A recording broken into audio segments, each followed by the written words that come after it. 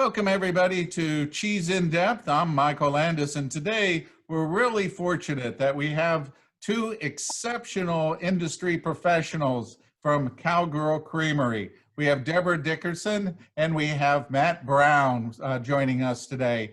And very exciting because not only do we have their expertise today and just overall loveliness, we have 4 cheeses that we're going to taste through and pair up. So I'm really excited about getting to those. And Debra and Matt are going to talk about some of the history, some of the things, and some of the cheese making. And of course, the farms that you're supporting when you're buying the cheese. So I'm going to step out here and turn it over to Debra and Matt. Debra, Matt? Hello, it is really nice to be with you, Michael, and with your guests. So I'm Debra, and Matt's got the blue shirt on, and we are both from Cowgirl Creamery, and I am the Director of Education, and I am just absolutely thrilled to be able to share some information. Not to mention what I'm really thrilled to share with you is some delightful cheese. So Michael's going to make us wait to eat until we tell our story. So perhaps we can start there. Matt, do you want to tell people all of the things that you do? Thank you, Debra. Again, thank you to Michael. Thank you to this platform to get to connect with folks. It's always a joy for Debra and I to be able to reach out to possibly a new set of ears and to be able to talk cheese and Cowgirl specifically. So thank you for that opportunity. My name is Matt Brown, and I have worn quite a few hats over my nearly 10 years with Cowgirl. I started off in our shops in the Ferry Building of San Francisco, first on our cafe side and later as the head buyer of our cheese shop, a cheese shop at the time that was selling more cheese than many other cheese shops across the world, so a chance to work with a lot of great folks and a lot of great cheeses. But that ultimately led me to the interest of cheese production. So after an apprenticeship at Uplands, making cheese with Andy Hatch, I came back to Cowgirl in the capacity of a cheesemaker, and now currently hold the role of assistant manager of production. So along with my colleague Eric Patterson, we oversee 2 facilities that produce cheese with Cowgirl Creamery, our original in Point Reyes and our newest facility in Petaluma. We have about 30 folks making cheese for us, and a collection of, throughout the season, 7 to 8 different cheeses we produce. So I stay busy with making cheese, all the regulatory issues that come up with our industry, and working with a great team of fellow cheesemakers. Michael's showing you a picture of our Mt Tam, which is named after Mount Tamalpais. Easily recognizable Mount Tamalpais as you come over the Golden Gate Bridge, headed north to Point Reyes Station to visit. And Mt Tam, hopefully easily recognizable by all in the grocery store or your local cheesemonger shop when you go to visit or at the farmer's market. Will you just look at how beautiful that piece of cheese is? Thank you, Debra. Can I go on just a moment? Matt made the cheese, so I'm going to brag for him. Oh my God, it's wonderful. This cheese, there we go. This cheese, oh, it is beautiful. And I think it's a perfect age. This cheese, I did the calculation, it's about 32 days old. Yeah. I, myself, am thrilled with Mt Tam always, but this is my favorite age. It is soft and gooey on the rind here. But you see that part right underneath the rind here. There. It's a little bit firm, and the cheese ripens from the rind in. And so you get this lovely, buttery, oh my goodness, lovely soft paste under the rind. And then the center is exactly as it should be, which is a little bit firmer and a little bit tangy. It's a cheese with a heart. Oh my God, I love it. So as it grows older, somewhat like myself, it ripens more and more into the center. And at some point, like 60 days old, it could, right, Matt, it could ripen all the way through. But the flavor contrast and the texture contrast that you get with a cheese like this is amazing. My point being, Mt Tam is good at any age. I was going to say, yeah, Debra, I mean, often folks, especially folks that have spent some time in the industry, correlate age profiles with typically firmer, pressed curd, large Alpine cheeses that may come out in anywhere like Comté from 3 to 5 months to possibly 3 years, and recognizing that there's the subtle and somewhat actually in your face flavor, texture, aroma changes that happen over time. But I like to say the same thing is happening with our Mt Tam in a much shorter time frame. So you actually get a chance to try possibly a couple of different age profiles in a short amount of time. But just as you pointed out, yes, this cheese, in my opinion as well, is really at its prime. I do with all of my cheeses, especially when it comes to pairings, I do love the contrast and to challenging those textures. But with the Mt Tam, we're able to do that just in itself. And as you said, you are going to get that really quick breakdown, the early breakdown, even at a month old, where the proteins within the paste are being broken down. So you get that really soft, almost iridescent, I don't know, about a 1/4 inch below the rind right now for me. And then that kind of blends into, as you said, a little denser of a center. But the combination of those two things together for me, not only have textural differences, which a lot of people attribute to different ages, but there's also, as you mentioned, that flavor, not contrast per se, but they really, I think, marry well together with a little bit more of the richness coming from the softer section of the Mt Tam. And then, as you said, a little bit more of a brightness, almost a bright acidity or a tangy aspect of the firmer core. For me is, a perfect Mt Tam. And we'll get to the point where it never really will completely run off the plate like other soft, ripened, bloomy cheeses. And that's part in which the way we produce a Mt Tam and the fact that it is an American original, it's very unique and quite different than the way other soft cheeses are produced. So you'll never really see it completely, get to the point of a Windermere or a Harbison where it's spoonable. It's always going to maintain a little bit of integrity in its texture. But when it does have a little bit of a contrast, I agree with you. It's one of my favorites. But this cheese is looking great. Another thing we're really proud of as far as the production of a bloomy rinded cheese, and I'm sure Debra will mention it because it's always a highlight for her, is really the penicillin rind that we have on our Mt Tam. It's in my opinion, it's just there enough to protect the cheese. A rind really is formulated to be a shield for the inside paste to mature for whatever length of time the cheesemaker is highlighting for this particular product. So it's meant there to protect it. It's necessary. But for most folks, it's not meant to be a chewy portion of the cheese that's stealing the spotlight from what most folks are interested in, which is the paste. So for me, there's no need to differentiate or cut off the rind to enjoy a Mt Tam. It offers a slight bitter component flavor profile wise, a slight textural difference, a little bit more of a firmness to it in the paste, even in the center of the paste. But really it's so minimal that, it's not taking away or detracting anything from the Mt Tam, which is always something I'm so proud of our cheese making team for being able to stay on top of. One of the things that when we look at serving this cheese is that this is a physically large piece of cheese that you work with. So what I like to do with it is trim it in half, and then you can take this portion, and it's almost like a little vehicle, and then you can bring your own little wedge. So you can have these little mini wedges that are just, you get all the way to the center. And so you have a nice difference. You can see that. Look.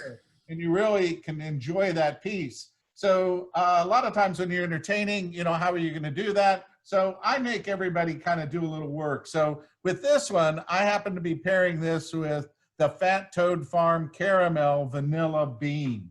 And, because this can really work well with some sweetness to it. And I thought that would be really fun, is having a little bit of that. And then for biscuit, I'm using the Effie's, and this is the cocoa biscuit with coconut. And it's just, this is a decadent dessert. And literally the only thing that you could get more crazy with it is if you pair this up with a dark beer. And this is Cigar City. This is their coconut Marshal Zhukov's Russian Imperial Stout, which has got coconut, it's got backstrap molasses, toffee, cocoa, espresso. And so you think that this cheese would be consumed by it, but the flavors are so out there, rich of the cheese, that they all work really well together, even though I'm able to throw this much at it. It's That's that great. good of a cheese. Beautiful. It reminds me of another a somewhat surprising pairing that I saw from Debra recently on our social media feed of a root beer, a nice root beer with Mt Tam. And I had yet to try that. Working behind the counter, I've come across many different pairings that some would seem a little bit outlandish, and definitely, you know, chocolate and cheese has its place for sure.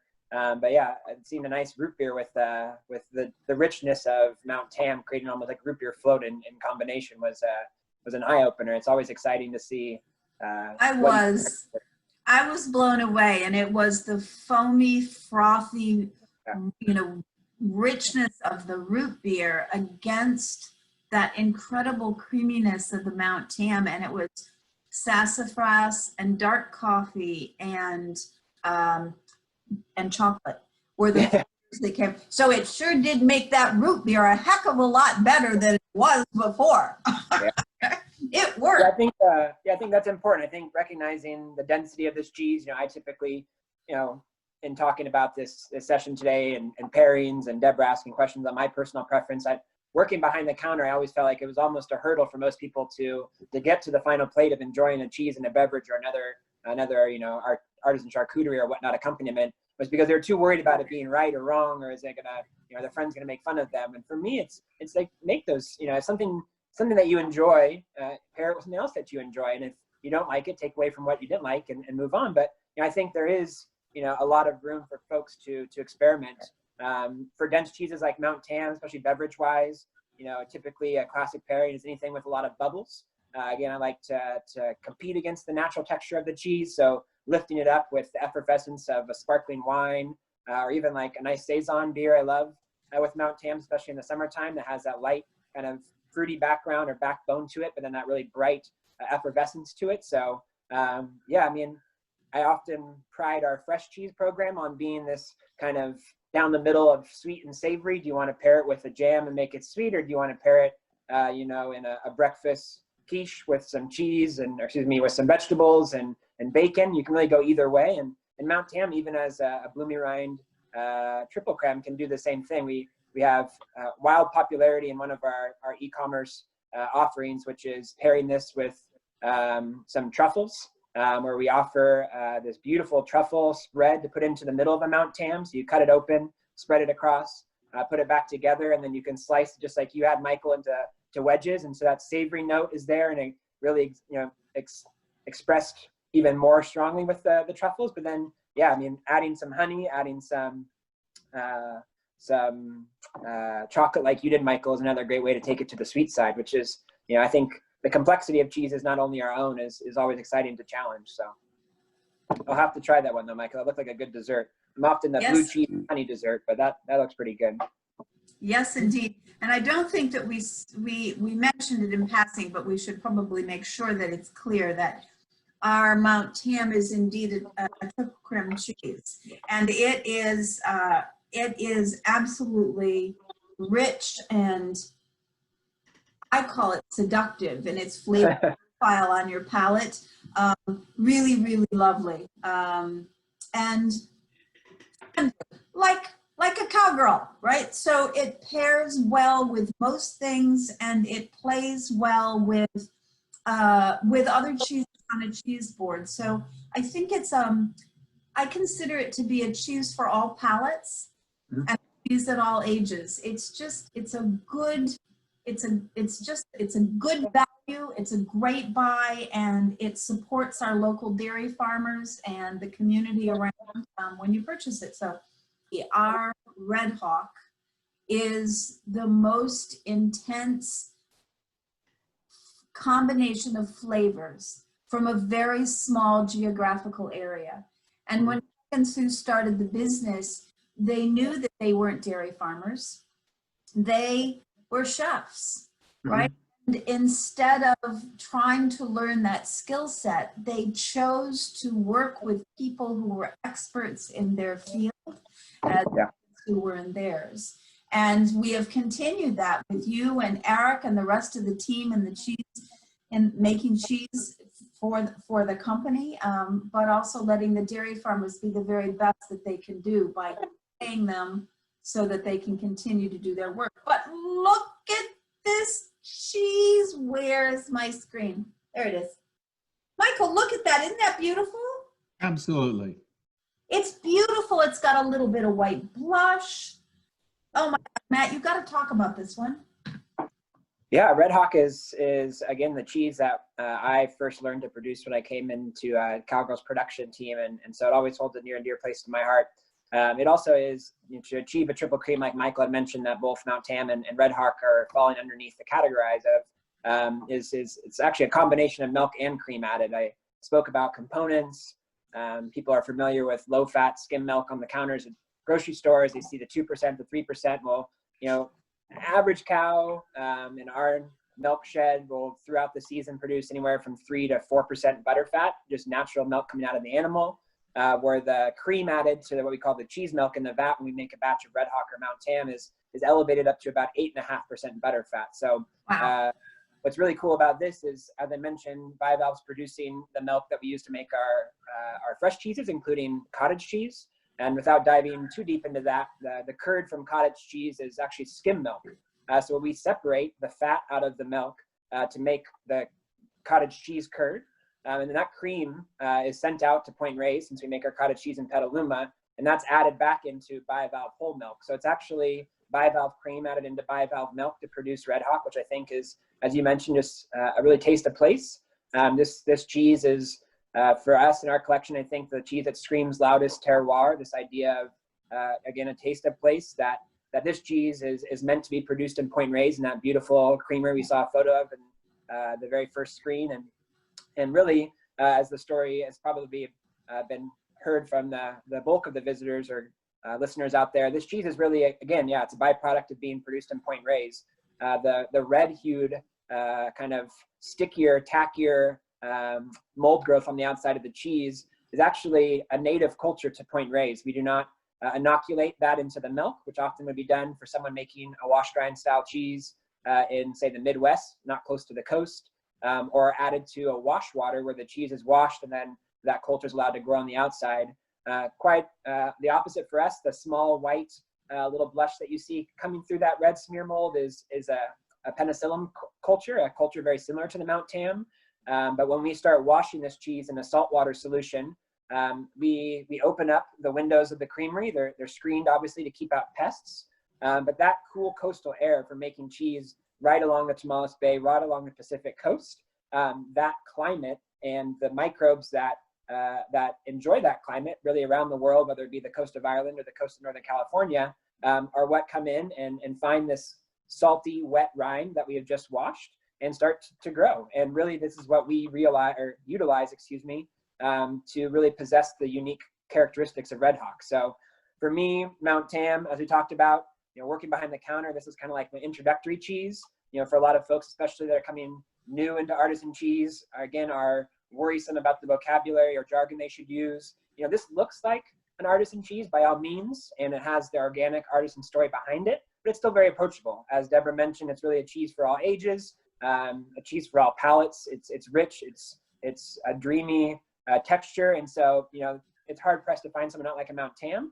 But then once you do like Mt Tam and you're interested in elevating that even further, Red Hawk is the next bet. It's still got the richness, that backbone of a triple cream that complements the then tangy washed rind by having these cultures grow on the outside. Not only are they actually starting to work on the inside, like the rind of Mt Tam, where we see that iridescent edge, we see that similarly on a Red Hawk. They're also imposing the flavors and the aromas that we're looking for to make Red Hawk more unique. For me, washed rind styles of cheese, start on what we see here with the Red Hawk, which I kind of see as a sweet pungency. And then go all the way to that kind of, in my opinion, borderline of what we kind of call barnyardy, or a little bit more on the aggressive flavor profile when it comes to washed rinds, the stinky cheeses per se.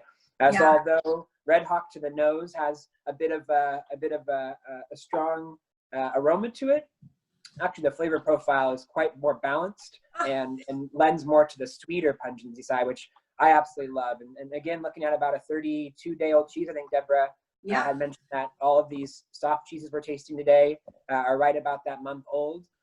you're starting to see the breakdown in the paste. You're starting to get that soft texture. You're not really getting any ammonia from the rind, which can tend to happen with washed rind styles of cheese when they get too high or too far in their age. And instead, you just get this really well-balanced sweet flavor profile. So I look forward to see possibly what Michael has decided to pair with Red Hawk today, because it, like Mt Tam, can kind of go across the spectrum of pairings. But yeah, definitely. I have to say, sorry to interrupt, but I have to say, Michael, I hope your guests who received the Cowgirl Creamery Deluxe Selection from our amazing e-com folks at Cowgirl Creamery, I hope that they will take the opportunity before they pair with whatever wonderful condiment you've recommended to them. I hope they take a taste of the cheese by itself first, because it is so different than it smells, as Matt said, but it's like, it's so well-mannered. It is a very well-behaved cheese for a washed rind. And I think that the flavor is to test people, to see if they're brave enough to go forward. And I think you mentioned it, Matt, but we can't make any more. Yeah. Because it's, our facility, I think that cheese worth celebrating its scarcity, if you will. It's as you saw the photo in the very beginning of the very small creamery in which we produce cheese out in Point Reyes. Point Reyes as a community is not on any city sewer system. So instead, all businesses and residences run off of septic systems.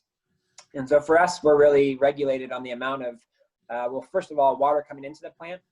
Production facilities, cheese, and many others use a lot of waters. But really more so the water going out. So we have a very specific amount of cheese that we can make that keeps that whole ecosystem of the creamery functioning, basically. And so for us, it's a cheese we're always looking to expand.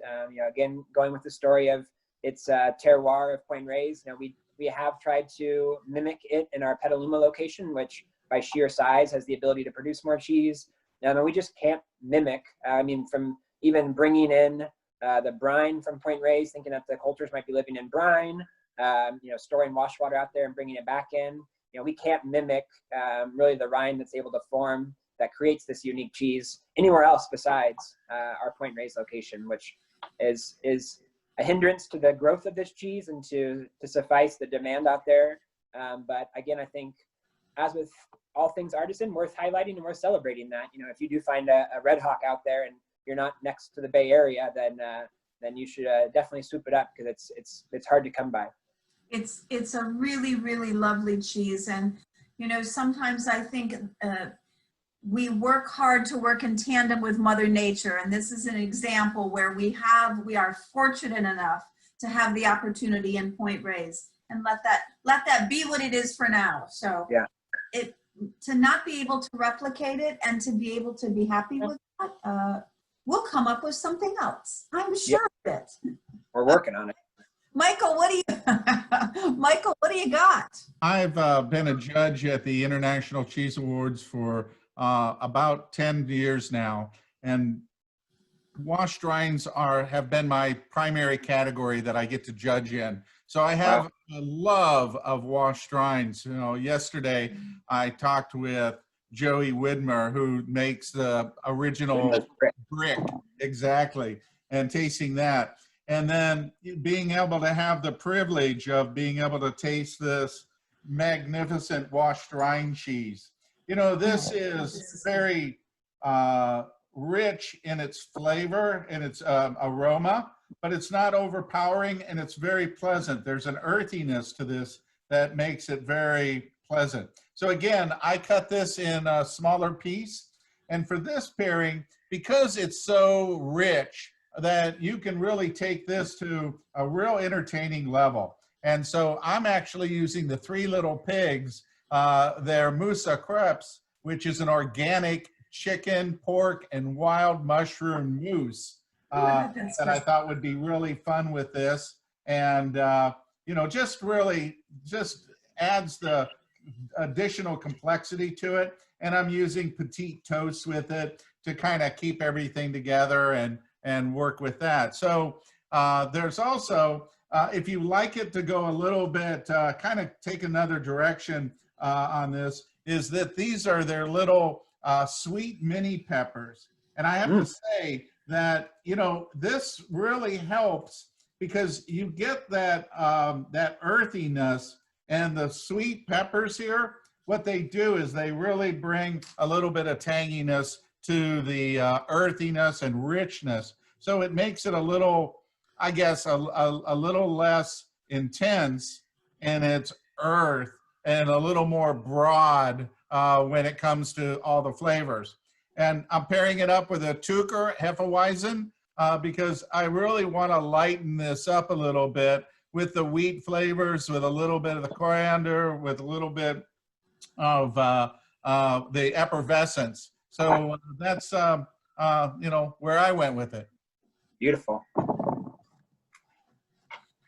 I think that the Red Hawk also is lovely in anything that you want. I'm a home cook and I'm not a fancy cook. But if you're doing anything with breadcrumbs on top, like a fancy macaroni and cheese, and you've got a little bit of Red Hawk in there and your breadcrumbs on top, and it adds to me the secret ingredient, Yes. which is a little dash of Point Reyes. I concur. I love taking polenta, and I'll cook polenta and then I'll cool it down, typically in a pint glass actually. Spread with some olive oil, put it in the fridge, and then I can slice a little polenta pan, nice. And I'll sear them. And then as soon as they're about to come off of the stove, I'll take some slices of Red Hawk and melt the Red Hawk into the polenta. And Red Hawk polenta cakes have won over many a friend and family. It's it's a wonderful addition. It gives, like Michael said, just a little bit more of an earthy backbone. It's obviously a bit of a saltiness from the cheese. Surprisingly enough, Mt Tam and Red Hawk, as long as they're not exposed to extreme heat for too long, actually do melt nicely. I actually quite gluttonous at the creamery. Love a little slab of Mt Tam melted on toast with a hard-boiled egg or a soft-boiled egg. But yeah, they're a great addition to. I mean, often folks don't want to cook with these fine cheeses, but if you do end up with some in excess and you have a recipe coming that calls for some cheese, I would definitely say, try adding a little Red Hawk in there. I think you'll be pleasantly surprised. Magical. Absolutely magical. And you know, a ripe Mt Tam is what I say is a socially acceptable way to eat butter. Yeah, that is true. So we're running a little late. I'm sure I've talked too much, but can we just please take a big whiff of this magnificent Pierce Point? You know, the subtleness of this cheese is flavor profile wise what I get really excited about. I think also worth noting, we're going into a non-triple cream. So there is no cream added to this product. And what you're going to get is a whole milk cheese, again, made, I believe it's about 4% butterfat we're getting from the bivalve milk right now. And so it's not as rich both in texture and in flavor. You still get the breakdown underneath the rind. You still going to get a little bit more of a solid core to give you that contrast that we like.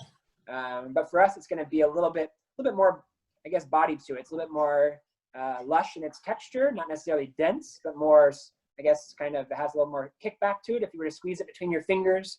Yeah, for me, again, really trying to highlight what we're seeing in the pastures to complement the flavors in the milk, albeit subtly. You know, this is one of my favorite seasons, I would say, with the St. Pat is our summer cheese with Pierce Point. It's really, the texture always surprises me, and I think it speaks to the cheese making, but also to John's milk. But it's a double cream, Matt? Is that the? It's just it's a considered a whole milk. It's so just double creams, I believe, you're still going to add some cream. So really quickly, triple creme, double creme, they're all actually delineations that are steeped in law. I mean, the USDA creates these standards, much like butter. There's certain standards that butter is actually butter with the amount of fat content. So a triple cream, if you were to take all the moisture out of it, all the water out of this cheese, which these cheeses are very high moisture cheeses, you're going to be left with the solids that were inside the milk to make this cheese. Again, those are fat and protein. So for it to be a triple cream, it has to be above 75% butter fat content, whereas a double cream, I believe, is anything over 65. So you would still need to add some cream to make a double cream, whereas this is just utilizing like what I said, is about a 4% butterfat milk that we're using to make this cheese, as opposed to, again, like I described, the Mt Tam, we add cream and boost up to about 8.5% butterfat. So again, you're still rich because, you know, a lot of other milk sources might be closer to the 2.5, 3 range. You're still getting the richness from the extra butterfat found in the milk, but just not as rich of a component as you would find in Red Hawk or Mt Tam. So, Michael, if any of your guests were dragged down the rabbit hole with that, I did that. My apologies, but I love this stuff, right? It's the cheese geekiness in us. I think at the end of the day, the truth of the matter is the cheese, I'm blown away truthfully by, and thank you, Michael, for inviting us, because we never get to sit down and eat cheese. We're always on the run somewhere, and usually in our homes. And so this is truly a pleasure. But I'm so impressed with the mouthfeel of this, and the flavors again are so subtle. I hope you folks will try it. I hope you'll enjoy it and try it and sing the praises of Bivalve Dairy Farm, because it really is, talk about a partnership. The flowers and the Thai basil are just enough to give it a whisper. It's like a little kiss across your cheek. Very nice indeed. See, this is a little more chalkier, and a little more tangier, but that works perfectly with the herbs in here, with all the little flavors that you get with it. This is such a great little afternoon snacking cheese that, you know, you would just love to be able to share with your friends and that. And when I was thinking about it, because of the herb that you have in this, I really wanted to kind of play on that. So I'm going with a Bonnie's Jams, which is a really interesting strawberry rhubarb. And I really wanted to take that type of fruit with it, because I thought that it would work really well with the flavors of that are on the rind. And so I also am using the Rustic Bakery, their rosemary and olive oil, because I really wanted to utilize that additional flavor characteristic that you can get from it with that. So I'm kind of hoping that they work, you know, well together. But for beer wise, I've paired this up with the Oscar Blues. This is the Mama's Little Yellow Pills, because I didn't want it to be bigger than the cheese. I wanted it to help me out with cleansing the butter, working with that, and adding a little bit of wheat to it. Wonderful choice. I love, also, we've had a renaissance of cider producers. We've a rich history also of apple growing in our region, and a resurgence of cider makers. So I love a nice dry cider with these seasonal cheeses as well. Again, it doesn't overpower, like you said, the subtleness of the cheese. I think it ends well with the rind coating, that little herbaceous effect. And then, as you said, kind of wiping the palate clean with that nice dry finish is often what I enjoy pairing with these seasonal cheeses. Very nice indeed.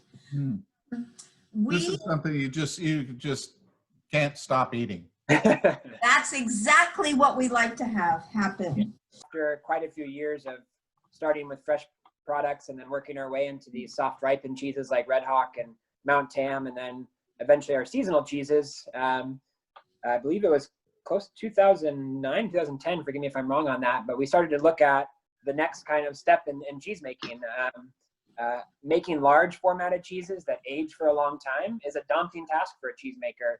To begin with, it necessitates a lot of purchasing of new equipment, as well as these cheeses tend to only come to maturity after 3, 6, if not 9, 12 months. And so if you come to mind all of the input costs of buying the milk, producing the cheese, and then letting it sit in your aging rooms and caring for it, really the production of the cheese is one of the easier things. But working in the aging rooms with these wash grind styles of cheese and flipping them and washing them, you know, wagon wheel 2 to 3 times a week, every single wheel. A cheese being held for, you know, 75 to 100 days, like wagon wheel, is going to be cared for by hand, you know, over 2 or 3 dozen times. And so it's a big investment. And so Cowgirl, actually at the request of a dear customer of ours who is importing different styles of cheese for her pizzas from Italy and not having an organic alternative made locally, was kind of the catalyst of this wagon wheel that we started to produce. So ideally, it was always meant to be, I think, in its foundation, it was meant to be a cooking cheese. It was meant to be something that melted well. In my opinion, it was meant to be something that, you know, was approachable, much like our Mt Tam. And I think that's definitely where it started. I think it's evolved since then. I think it's held a lot of those, you know, foundational cues. I think it's still a great cooking cheese. I think it's still approachable. You know, a lot of folks, and especially local chefs, will say it's their kids' favorite cheese, and they, you know, cube it up and kids go wild, and that's great. But I think it's also, you know, at this point in time, it's evolved into a really refined table cheese as well. So, you know, I love cooking with wagon wheel, but I think wagon wheel is equally as happy on a cheese plate, you know, holding its own next to, you know, a lot of other, what is called cooked curd and pressed curd cheeses. But I don't know, Deborah, if you want to point out any other facts. I mean, I believe, yeah, the cheese we have in front of us is a great representation of wagon wheel. You know, it does possess some of the qualities that we would find in the classic Alpine styles of cheese when the curds and the whey are cooked within the vat. They actually are heated up in temperature. It does add a somewhat nutty backbone to the flavor profile of the eventual cheese. The washed rind on the outside still kind of lends in some not pungent notes, but kind of the qualities you might find in the rind of a Red Hawk, and marries those well with the nutty flavors of the cooking of the curd. And so, again, it's still very, very approachable, but left to linger on the palate, I think you'll find a lot of complexity as the cheese kind of rolls around in your mouth, both by itself as well as, again, you know, these cheeses not being, as I described, incredibly overpowering. They do lend themselves to quite a few different types of pairings, whether it be, again, in dishes and recipes with cooking, or different, you know, beverage pairings you're looking to try them with. Yeah, I think the beauty of the wagon wheel was hard fought. I believe that it was 1 year's worth of make and 52 batches of cheese before it passed the test within the organization that it could be now called its name, which was wagon wheel. Yes. But that it couldn't be named because it wasn't good enough to carry the moniker. So the silkiness of the texture is what I really love, and it holds up really well. I find with all of our cheeses, there is a complexity of flavor that is about subtleness. It's not that strength, it's not a punch, but it carries on a very long conversation with you. It's just, it teases your taste buds, I think. And the wagon wheel, I think, does a fine job of really carrying across your palate those warm toasted butter notes, with a little bit of like, oh, what was that, in the washed rind aspect.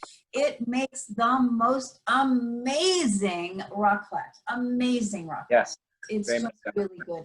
And there's a lot of competition out there, so we want you to share your money with everybody, but please make sure you come home to us. So, Michael, do you have a pairing for this one? Oh, actually, you know what? I'm eating cherries. Very nice. And good idea. It's quite tasty. Michael, I'm not sure if you have any magic tucked away there on your board for the wagon wheel. Yes, I do. You know, Well, of course you do.